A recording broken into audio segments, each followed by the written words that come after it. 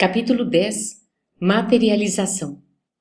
Em virtude do meu interesse no estudo dos fenômenos de materialização, não hesitei em solicitar o prestigioso concurso de Alexandre, que se colocou gentilmente ao lado de meus desejos. Nosso grupo, informou atencioso, não realiza trabalhos dessa espécie, mas não teremos dificuldade em recorrer a outros amigos. Temos companheiros devotados cooperando em núcleos de atividades dessa natureza.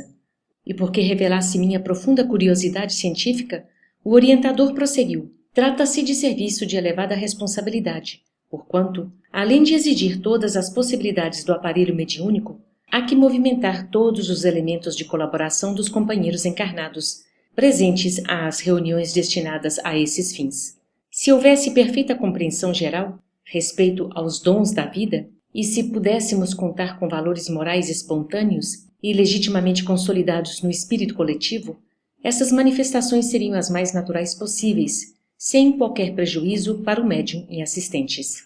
Acontece, porém, que são muito raros os companheiros encarnados dispostos às condições espirituais que semelhantes trabalhos exigem. Por isso mesmo, na incerteza de colaboração eficiente, as sessões de materialização efetuam-se com grandes riscos para a organização mediúnica e requisitam número dilatado de cooperadores do nosso plano. Compreendo, intervim, valendo-me de pequena pausa do generoso instrutor. Muitas vezes, quando envolvidos na carne, não sabemos conduzir a pesquisa intelectual. Certíssimo, exclamou o meu interlocutor benevolente. Se a indagação científica estivesse acompanhada de seguros valores do sentimento, do caráter, da consciência, outras seriam as realizações em vista da luz de espiritualidade acesa para o caminho.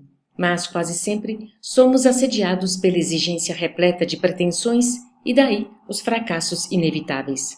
O orientador amigo continuou a série de esclarecimentos morais, belos e edificantes, e esperei, ansioso, um instante de observar esses serviços prodigiosos dos trabalhadores espirituais, os quais se realizam com grande surpresa para os estudiosos da crosta. Alexandre, delicado como sempre, obsequiou-me com todas as providências necessárias.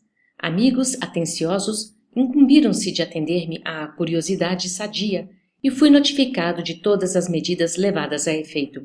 Na noite aprazada, Alexandre, que me proporcionava a satisfação de seguir-me de perto, conduziu-me à casa residencial, onde teria lugar uma assembleia diferente. A reunião seria iniciada às 21h, mas, com antecedência de 50 minutos, estávamos ambos ali, na sala íntima, acolhedora e confortável, aonde grande número de servidores do nosso plano iam e vinham. Os trabalhos eram superintendidos pelo irmão Calimério, entidade superior à condição hierárquica de Alexandre, que, recebido carinhosamente por ele, assim se externou depois de apresentar-me. Venho até aqui no propósito de atender ao aprendizado do companheiro. André desejava inteirar-se quanto aos serviços de materialização e tomei a liberdade de apresentá-lo. Entretanto, não nos encontramos aqui como simples observadores. Se possível, trabalharemos também. Alexandre, replicou Calimério, muito gentil, evidenciando extrema delicadeza de trato. A tarefa é de todos nós. Proporcione ao nosso novo amigo todos os valores de que possamos dispor e desculpe-me se não posso assisti-los pessoalmente. A supervisão dos trabalhos da noite permanece a meu cargo. Todavia, estejam à vontade. E, fixando em mim uns olhos muito lúcidos, acentuou: observar para realizar é serviço divino. Demandamos, respeitosos, o interior doméstico. Admiradíssimo, notei a enorme diferenciação do ambiente. Não havia ali, como em outras reuniões a que assistira, a grande comunidade de sofredores às portas. A residência particular, onde se efetuariam os trabalhos, chegava a ser isolada por extenso cordão de trabalhadores de nosso plano, num círculo de 20 metros em derredor. Percebendo-me a estranheza, Alexandre explicou: aqui é indispensável o máximo cuidado para que os princípios mentais de origem inferior não afetem a saúde física dos colaboradores encarnados, nem a pureza do material indispensável aos processos fenomênicos. Em vista disso, torna-se imprescindível insular o núcleo de nossas atividades, defendendo-o contra o acesso de entidades menos dignas através de fronteiras vibratórias. Observando a extensão dos cuidados postos em prática, perguntei: se é preciso tamanho zelo no que se refere ao nosso campo de serviço, não se fará a mesma exigência aos companheiros encarnados com a função de assistentes? Alexandre sorriu, compreendendo a sutileza de minha interrogação, e respondeu: todo o perigo desses trabalhos está na ausência de preparo dos nossos amigos da crosta, os quais, na maioria das vezes, alegando impositivos científicos, se furtam a comezinhos princípios de elevação moral. Quando não se verifica o devido cuidado por parte deles, o fracasso pode assumir características terríveis, porque os irmãos que estabelecem as fronteiras vibratórias no exterior do recinto não podem impedir a entrada das entidades inferiores, absolutamente integradas com as suas vítimas terrenas. Há obsidiados que se sentem tão bem na companhia dos perseguidores que imitam as mães terrestres agarradas aos filhos pequeninos, penetrando recintos consagrados a certos serviços com que não se compadece ainda o espírito infantil. Quando os amigos menos avisados ingressam na tarefa em tais condições, as ameaças são verdadeiramente inquietantes. Então aqui, considerei, não devem entrar as vítimas do vampirismo. A rigor, não deveriam entrar, falou o instrutor, sorrindo, mesmo porque há outros centros onde podem ser socorridas. Mas algumas vezes a caridade fraternal aconselha a tolerância, mesmo em ambientes como este. E após ligeira pausa acentuou: por isso mesmo, as reuniões para serviços de materialização aparecem raramente. A homogeneidade aqui deve ser muito mais intensa. Consagra-se a maioria de nossas atividades ao esforço da caridade cristã. Neste ambiente, porém, limita-se o trabalho a certas demonstrações da sabedoria espiritual. Os seres humanos, contudo, em sentido geral, não sabem, por enquanto, compreender a essência divina de tais demonstrações e quase sempre acorrem a elas com o raciocínio acima do sentimento. Pelas inquietudes da investigação, perdem muitas vezes os valores da cooperação e os resultados são negativos. No dia, porém, em que conseguirem trazer o coração iluminado, receberão alegrias iguais àquela que desceu sobre os discípulos de Jesus, quando, de portas cerradas, em sublime comunhão de amor e fé, receberam a visita do Mestre, perfeitamente materializado.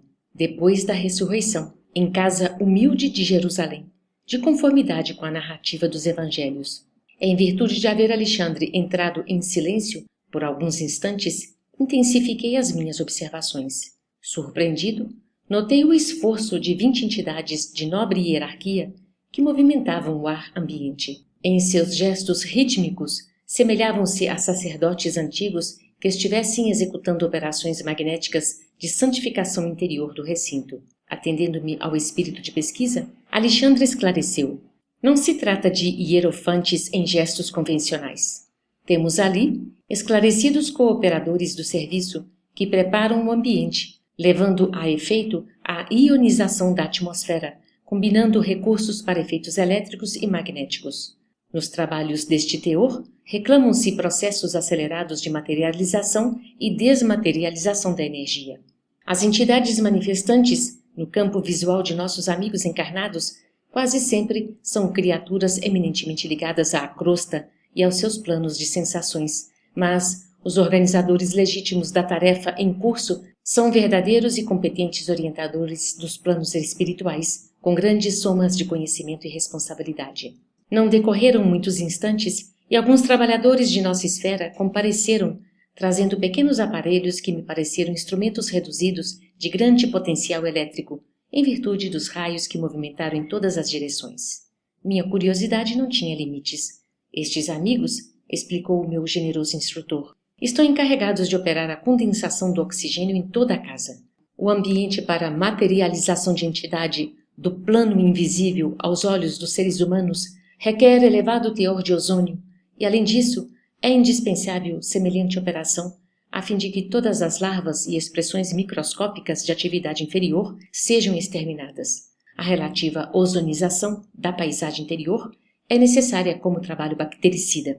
E, depois de um gesto significativo, acrescentou: o ectoplasma, ou força nervosa, que será abundantemente extraído do médium, não pode sofrer, sem prejuízos fatais, a intromissão de certos elementos microbianos. Logo após, reparei surpreendido o trabalho de várias entidades que chegavam do exterior, trazendo extenso material luminoso. São recursos da natureza que os operários de nosso plano recolhem para o serviço, informou-me o instrutor solícito. Trata-se de elementos das plantas e das águas, naturalmente invisíveis aos olhos dos seres humanos, estruturados para reduzido número de vibrações. E serão aproveitados nos trabalhos da noite? Perguntei. Sim, esclareceu Alexandre, paciente. Serão mobilizados pela ação dos orientadores. Nesse instante, pessoas familiarizadas com a reunião penetraram na sala, tomando os lugares que lhes eram habituais. Estabeleceu-se entre os encarnados ligeira conversação, na qual se comentavam os trabalhos levados a efeito anteriormente. Não se passaram muitos minutos e a jovem médium, afável e simpática, deu entrada no recinto, acompanhada por diversas entidades, dentre as quais se destacava um amigo de elevada condição que parecia chefiar o grupo de servidores. Esse exercia considerável controle sobre a moça, que a ele se ligava através de tênues fios de natureza magnética. Sentindo-me a insopitável curiosidade, o orientador esclareceu.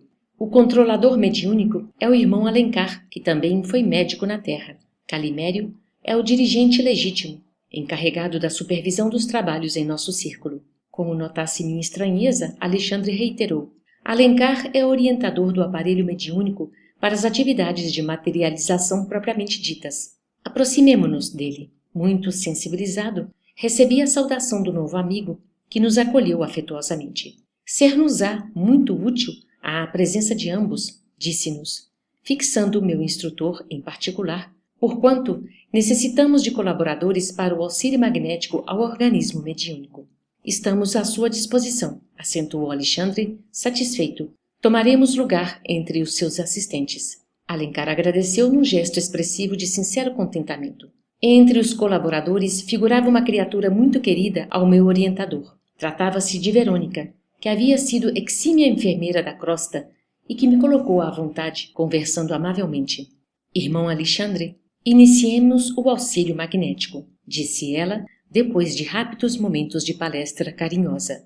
Precisamos incentivar os processos digestivos para que o aparelho mediúnico funcione sem obstáculos. Não tive ensejo para interpelações verbais. Alexandre, porém, endereçou-me significativo olhar, convidando-me a incentivar observações. Ele, Verônica e mais 3 assistentes diretos de Alencar colocaram as mãos em forma de coroa sobre a fronte da jovem e vi que as suas energias reunidas formavam um vigoroso fluxo magnético que foi projetado sobre o estômago e o fígado da médium. Órgãos esses que acusaram imediatamente novo ritmo de vibrações. Concentraram-se as forças emitidas gradualmente sobre o plexo solar, espalhando-se por todo o sistema nervoso vegetativo, e com espanto observei que se acelerava o processo químico da digestão. As glândulas do estômago começaram a segregar pepsina e ácido clorídrico em maior quantidade, transformando rapidamente o bolo alimentar. Admirado, reconheci a elevada produção de enzimas digestivas e vi que o pâncreas trabalhava ativamente, lançando grandes porções de tripsina na parte inicial dos intestinos que figuravam grande hospedaria de bacilos acidificantes. Valendo-me da oportunidade, analisei o fígado, que parecia sofrer especial influenciação, notando-lhe a condição de órgão intermediário, não somente com funções definidas na produção da bile, mas também exercendo importante papel nos fenômenos nutritivos relacionados com a vida dos glóbulos de sangue. As células hepáticas esforçavam-se, apressadas, armazenando recursos da nutrição ao longo das veias interlobulares, que se assemelhavam a pequeninos canais de luz. Em poucos minutos, o estômago permanecia inteiramente livre. Agora, exclamou Verônica Serviçal, preparemos o sistema nervoso para as saídas da força. Reparei da diferenciação dos fluxos magnéticos diante da nova operação posta em prática. Separaram-se os assistentes de algum modo e, enquanto Alexandre projetava a energia que lhe era peculiar sobre a região do cérebro, Verônica e os companheiros lançavam os recursos que lhes eram próprios sobre todo o sistema nervoso central, encarregando-se cada um de determinada zona dos nervos cervicais, dorsais, lombares e sacros. As forças projetadas sobre a organização mediúnica efetuavam limpeza eficiente e enérgica, porquanto via, espantados, os resíduos escuros que lhes eram arrancados dos centros vitais. Sob o fluxo luminoso da destra de Alexandre, o cérebro da jovem alcançava brilho singular, como se fora espelho cristalino. Todas as glândulas mais importantes resplandeciam à maneira de núcleos vigorosos excitados por elementos sublimes. Debaixo da chuva de raios espirituais em que se encontrava, a médium deixava perceber o trabalho divino de que era objeto, na intimidade de todas as células orgânicas que pareciam restaurar o equilíbrio elétrico. Terminada a tarefa, Alexandre acercou-se de mim, observando ante a minha indisfarçável curiosidade. O aparelho mediúnico foi submetido a operações magnéticas destinadas a socorrer-lhe o organismo nos processos de nutrição, circulação, metabolismo e ações protoplásmicas, a fim de que o seu equilíbrio fisiológico seja mantido acima de qualquer surpresa desagradável. Prosseguindo o exame dos trabalhos em curso, reparei que Verônica alçava agora a destra sobre a cabeça da jovem, demorando-a no centro da sensibilidade. Nossa irmã Verônica, explicou o meu amável orientador, está aplicando passes magnéticos como serviço de introdução ao desdobramento necessário. Nesse momento, porém, algo aconteceu de estranho no círculo de nossas atividades espirituais. Percebeu-se grande choque de vibrações no recinto. 2 servidores aproximaram-se de Alencar e um deles explicou, espantadiço: "O Sr. P. aproxima-se, porém em condições indesejáveis." "Que aconteceu?" indagou o controlador seguro de si. "Bebeu alcoólicos em abundância e precisamos providenciar-lhe um insulamento." O controlador esboçou um gesto de contrariedade e murmurou, encaminhando-se para a porta de entrada: "É muito grave. Neutralizemos a sua influenciação sem perda de tempo." Alexandre convidou-me a observar o caso de mais perto, em vista da estupefação que me tomava de assalto, e esclareceu: "Nesses fenômenos, André, os fatores morais constituem elemento decisivo de organização. Não estamos diante de mecanismos de menor esforço, e sim ante as manifestações sagradas da vida, em que não se pode prescindir dos elementos superiores e da sintonia vibratória." Nesse instante, o Sr. P. transpunha a porta. Bem posto, evidenciando excelentes disposições, não parecia ameaçar o equilíbrio geral, mesmo porque não revelava exteriormente qualquer traço de embriaguez. Satisfazendo, porém, as determinações de Alencar, diversos operários dos serviços cercaram-no à pressa, como enfermeiros a se encarregarem de doente grave. Incapaz de guardar minha própria impressão, indaguei: "Que ocorre, afinal? Esse homem parece calmo e normal." "Sim," elucidou Alexandre benevolente. "Parecer não é tudo. A respiração dele, em semelhante estado, emite venenos. Noutro núcleo poderia ser tratado caridosamente, mas aqui, atendendo-se à função especializada do recinto, os princípios etílicos que exterioriza pelas narinas, boca e poros são eminentemente prejudiciais ao nosso trabalho. Como vemos, há necessidade de preparação moral para qualquer trato.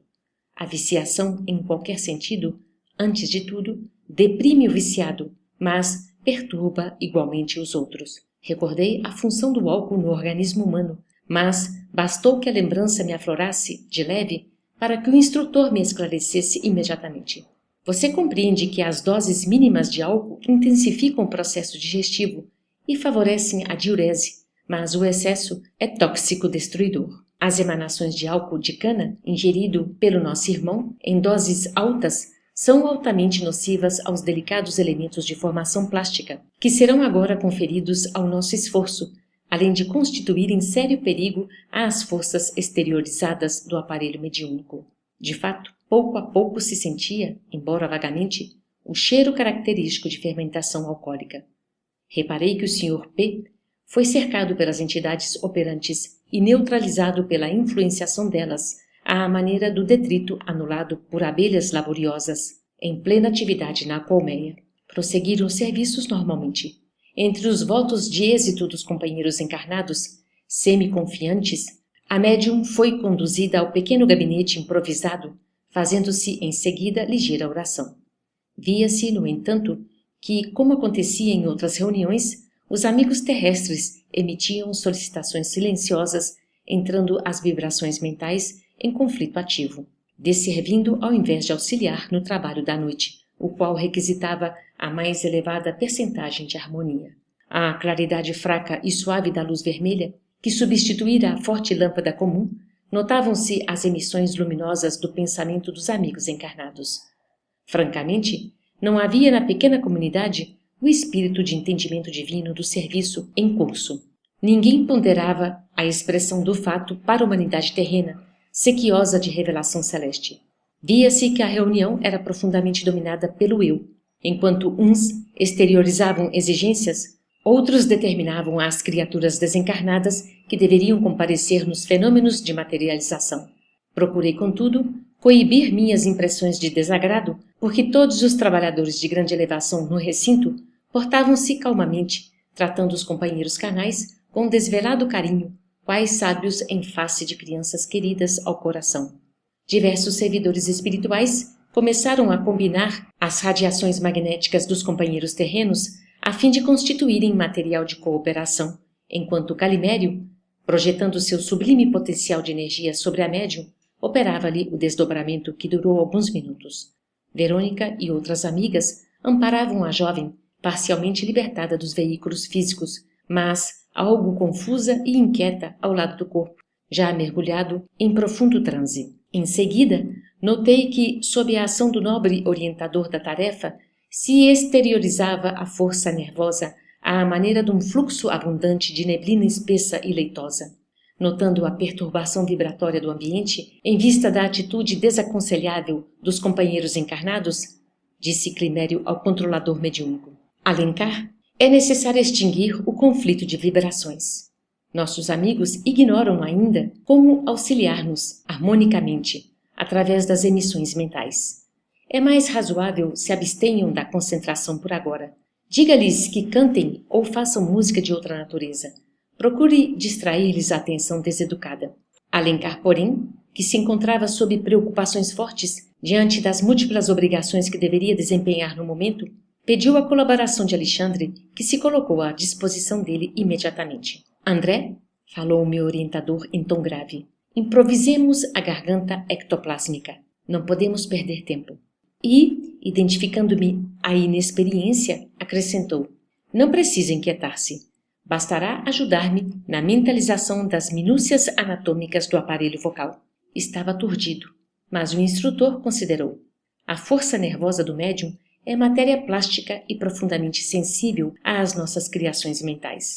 Logo após, Alexandre tomou pequena quantidade daqueles eflúvios leitosos que se exteriorizavam particularmente através da boca, narinas e ouvidos do aparelho mediúnico e, como se guardasse nas mãos reduzida quantidade de gesso fluido, começou a manipulá-lo, dando-me a impressão de estar completamente alheio ao ambiente, pensando com absoluto domínio de si mesmo sobre a criação do momento.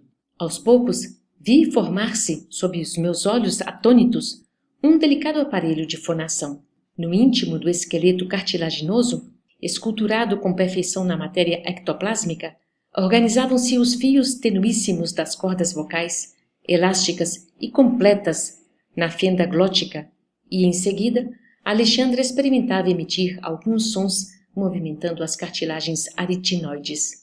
Formara-se, ao influxo mental e, sob a ação técnica de meu orientador, uma garganta irrepreensível.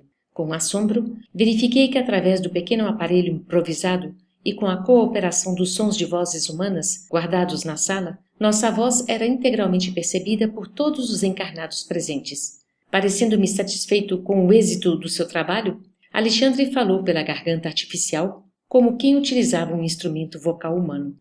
Meus amigos, a paz de Jesus seja convosco. Ajudem-nos cantando. Façam música e evitem a concentração. Fez-se música no ambiente e vi que o irmão Alencar, depois de ligar-se profundamente à organização mediúnica, tomava forma ali mesmo, ao lado da médium, sustentada por Calimério e assistida por numerosos trabalhadores. Aos poucos, valendo-se da força nervosa exteriorizada e de vários materiais fluídicos extraídos no interior da casa, aliados a recursos da natureza, Alencar surgiu aos olhos dos encarnados perfeitamente materializado. Surpreendido, reconheci que a médium era o centro de todos os trabalhos. Cordões tenuíssimos ligavam-na à forma do controlador, e quando tocávamos levemente na organização mediúnica, o amigo corporificado demonstrava evidentes sinais de preocupação, o mesmo acontecendo à jovem médium em relação a Alencar. Os gestos incontidos de entusiasmo dos assistentes, que tentavam cumprimentar diretamente o mensageiro materializado, repercutiam desagradavelmente no organismo da intermediária. O irmão Alencar entreteve pequena palestra diante dos companheiros terrestres extasiados. Não eram, todavia, as palavras trocadas entre ele e os assistentes que me impressionavam o coração, e sim a beleza do fato, a realidade da materialização, dando ensejo a dilatadas esperanças no futuro humano, quanto à fé religiosa, à filosofia confortadora da imortalidade e à ciência enobrecida a serviço da razão iluminada. Alexandre aproximou-se de mim e considerou. Repare na grandeza do acontecimento.